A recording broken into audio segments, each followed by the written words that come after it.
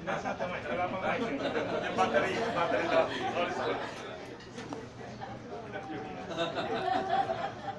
Anyway, good morning. I'd like to give the following opening statement for this discussion this morning. Our nation has just celebrated its 150th Independence Day, and President Rodrigo Duterte has just assumed office as our 16th president. And I think many of us are interested or asking the question, what direction will Philippine foreign policy have in the next few years?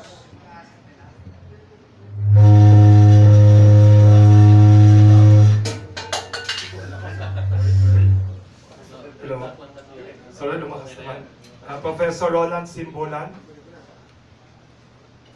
So many of us are asking and perhaps wondering what direction will Philippine foreign policy have under this new administration. Change is coming, they say. Now this is a president who proudly proclaims, especially during the campaign period, that during his college days, he was a member of the Kabataang Makabayan, or KM. KM led the anti-Vietnam War demonstrations during the 60s and early 70s in front of the U.S. Embassy and supported the Vietnamese people's struggle for national liberation against the United States. This is a president who believes that Lapu-Lapu's victory against Spanish conquistadores at the Battle of Mactan on April 27, 1521 should be declared as a national holiday. Now this is also a leader who believes that it is the Filipino people's victories and triumphs that should be celebrated as official national holidays and not defeats like the fall of Bataan. Then we might as well celebrate also the 1901 Balanginga victory of our freedom fighters in Samar, who wiped out almost an entire company of the first U.S. visiting forces in their island, which had engaged in property destruction and food deprivation. Thus, we might as well officially celebrate our nation's, the Senate's rejection of the Basis Treaty on September 16, 1991. Because for the first time after 1946, we stood up and said no to Uncle Sam on that historic day. And this is a president who, in his own words during the election campaign, promises that the country will not be a lackey, quote unquote, to any country, but will truly pursue an independent path based solely on its national interests in its relations with other nations. President Duterte's critical attitude with U.S. forces, if we look at it, has its roots in the Michael Meiring case in May 2002, where Philippine sovereignty was treated as a doormat. Then an alleged American CIA undercover operative, Meiring, fronting as a businessman whose surname turned out to be an alias of Vandemir, was injured by an explosion in his Davao hotel room where he was assembling explosives. This was about the same time that bombs were mysteriously exploding in Davao City, including the Davao International Airport. Placed under police custody in a local hospital, Mr. Meiring was unceremoniously spirited away by FBI agents who brought him to the United States.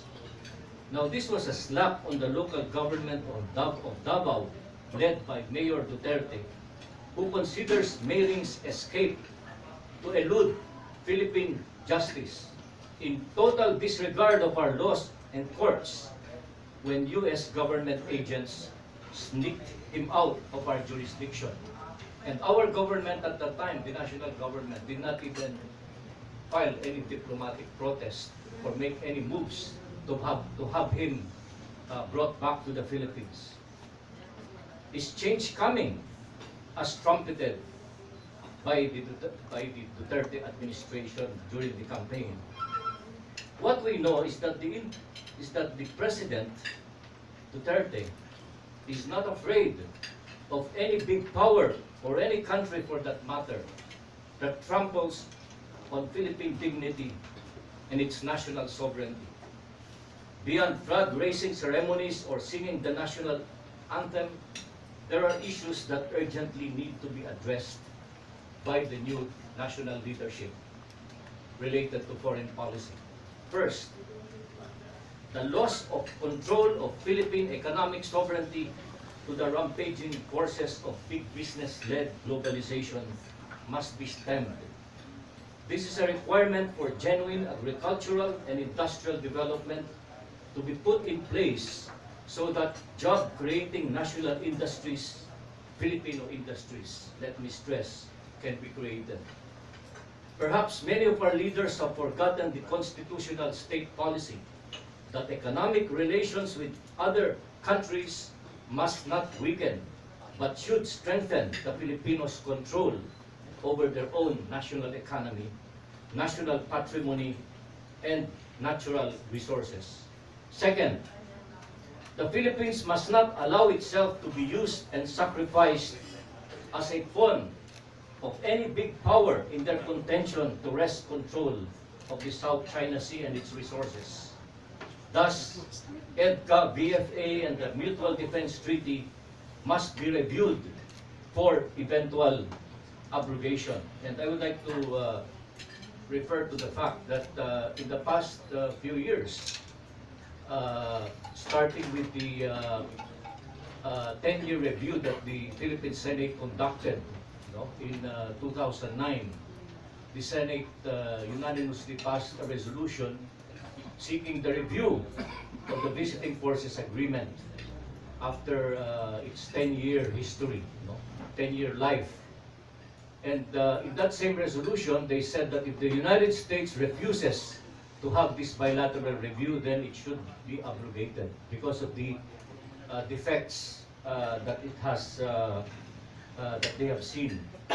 And more recently, they also conducted another review, and this is in connection with the Enhanced Defense Cooperation Agreement.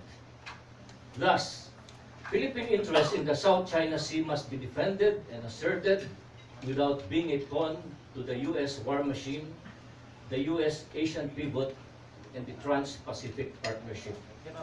Likewise, the Philippines must not lose substantial economic gains from the rise of China as the world's largest economy, and must not be sidelined from the benefits of the Asian Infrastructure and Investment Bank, AIIB, as well as the New Silk Road. Third, our foreign policy must be responsive to the needs of the more than 10 million overseas Filipino workers who are often victimized by the modern slave trade and by national policies which exports our precious human resources, who in fact are offered in the altar of market-oriented globalization. Finally, we should utilize and maximize foreign relations to enhance the capacity of the country for disaster, relief, and rehabilitation, to confront typhoons, earthquakes, and other disasters, especially for countries with strong civil defense and efficient disaster management experiences. Foreign technical support for disaster management, not U.S. counterinsurgency forces, should be tapped. President Duterte, in his previous statements when he was still mayor of Davao, has said on many occasions that the United States is using our territory for covert operations against our own countrymen, camouflaged as disaster response and humanitarian assistance units. This is to justify the stationing